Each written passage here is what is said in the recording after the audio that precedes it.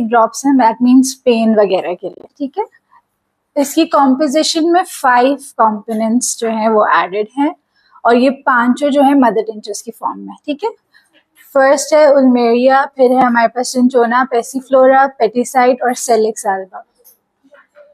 अब इंडिकेशन की जब बात करते हैं तो हम डिजोल्विन को जो है डिफरेंट टाइप्स ऑफ इंडिकेशन में यूज कर सकते हैं, ठीक है। स्टमक पेन हो गया, आपकी बाइल डक्ट में पेन है, या आपको हेडेक है, टूथ एक है, कभी कभी मसल और जॉइंट के पेन्स में भी हम दे देते हैं। वैसे मसल एंड जॉइंट के स्पेसिफिकली हमारे पास आर्निका है, बट अगर for some reason arnica available नहीं है या कुछ भी है, या पेशेंट बोल रहा है कि नहीं मुझे इसी से फर्क पड़ रहा है, तो हम इसको भी दे सकते हैं, ठीक है। इसकी जो डोजेज है वो है 30 drops thrice a day. Patient को आप इसको एज पर नीड भी दे सकते हो। अब कुछ पेशेंट्स होते हैं जिनको कंसेक्यूटिवली पेन्स रहते हैं, ठीक है, वो बोल रहे हैं कि बहुत टाइम से हेडेक जो है वो रहता ही है, मैं धूप में जा रहा हूँ हेडेक रहता है, माइग्रेन जिसको बोलते हैं कि आपने मीठा खा लिया माइग्रेन हो गया, टेंशन हो गया तो माइग्रेन हो गया। तो उस टाइप की कंडीशन में जिनके हेरिडिटरी में माइग्रेन ऑलरेडी है वो इसको कम्प्लीटली यूज रखेंगे, बट जो जिनको ओकेजनली पेन है उनको आप एज पर नीड ये मेडिसिन देंगे। सही, अब इसके जो है एक्शन प्रिंसिपल पे आते हैं।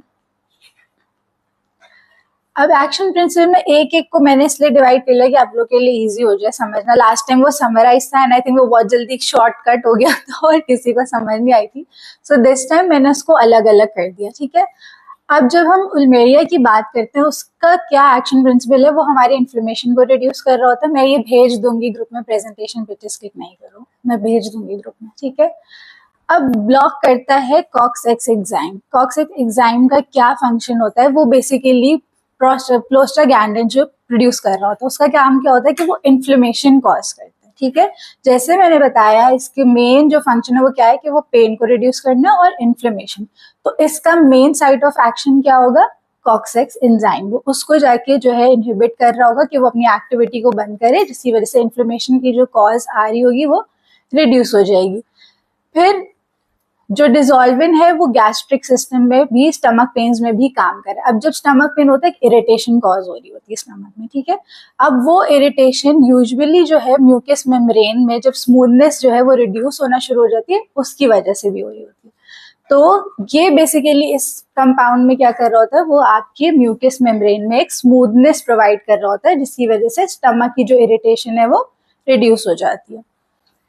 फिर सेकेंड है चिंचोना, उसका क्या काम है, वो भी सेम एक्ट कर रहा है पेन और फीवर। अब पेन के साथ ये फीवर को भी रिड्यूस कर रहा है। फर्स्ट वाला क्या कर रहा था, पेन के साथ इन्फ्लेमेशन रिड्यूस कर रहा था, यहाँ पे पेन के साथ फीवर भी कम हो रहा है, ठीक है। अब इसको हम as a local numbing agent भी यूज कर रहे हैं, तो इसका एक्शन जो है वो लोकल नमनेस भी कॉज कर रहा होता है इन प्लेसेस जहां पर हमारे पास मसल पेन्स है, ठीक है।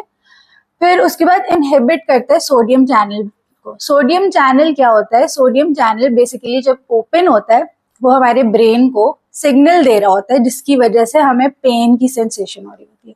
तो यहाँ जब पेन को रिड्यूस करना है तो ये किस पे काम करेगा, हमारे सोडियम चैनल्स पे काम करेगा, उसको ब्लॉक करेगा, ठीक है।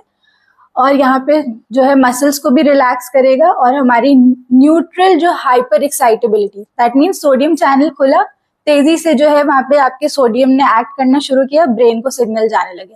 The faster the signal goes to your brain, उतना ही फास्टर आपको ब्रेन का रिस्पॉन्स फील होगा, तो वो आपकी हाइपर एक्साइटेबिलिटी को भी इनहिबिट कर रहा होता है।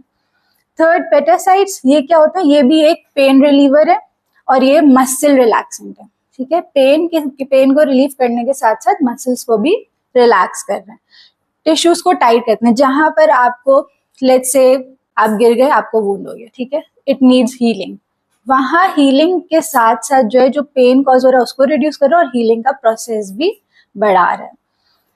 अब प्रो इन्फ्लेमेटरी मीडिएटर्स हमारी बॉडी में कौन कौन से होते हैं पता है कुछ, ल्यूकोट्रिन्स एंड प्रोस्टाग्लैंडिन्स, ठीक है। इनको जो है इनहिबिट कर रहा होता है, जैसे फर्स्ट वाला कर रहा था, ठीक है।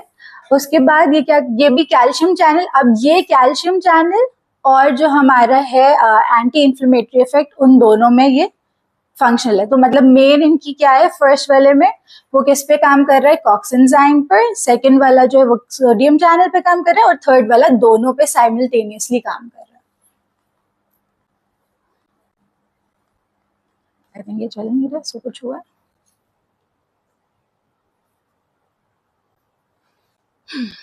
ठीक है, अब आते हैं सैलिक्स एल्बा। सैलिक्स एल्बा जो है वो नेचुरल एनाल्जेसिक है, ठीक है, और anti inflammatory, same pain and inflammation, ठीक है। अब ये यहाँ पे सैलिसिलिक एसिड को मेटाबोलाइज कर रहा होता है फॉर पेन रिलीफ। इसके अंदर जो मेन एक्टिव कंपोनेंट होता है ना सैलिक्स एल्बा पे, वो उसको कहते हैं हम सेलिसिन, ठीक है। तो वो उसकी वजह से जो है सैलिसिलिक एसिड बनाना शुरू करता है और फिर हमें पेन में रिलीफ मिलना शुरू हो जाती है, ठीक है। ये एनसिड्स का पता है, एनसिड्स होती है जैसे डिस्प्रिन, एस्प्रिन वगैरह, ठीक है।